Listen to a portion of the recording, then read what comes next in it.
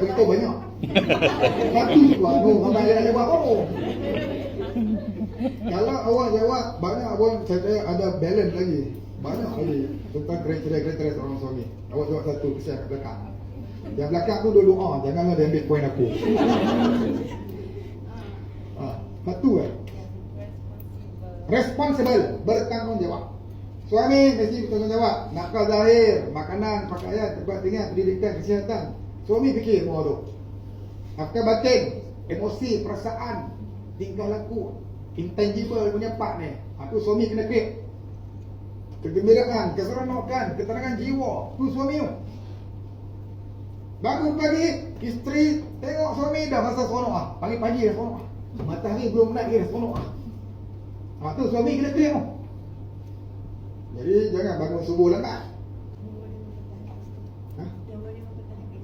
Boleh mempertahankan isteri.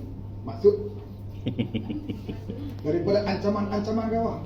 Maksud bertahan maksudnya macam mana? Adakah suami isteri ada berkonfrontasi dengan mana-mana pihak? Contoh okey, suami kan pertahankan isteri. Kalau setiap benda tu betul lah. Kalau tak betul tak boleh nak tahan. Okey, suami kena defend lah. Dia nak gantung dengan suami. Nak lelaki yang bertanggungjawab dan boleh bantu kerja-kerja rumah.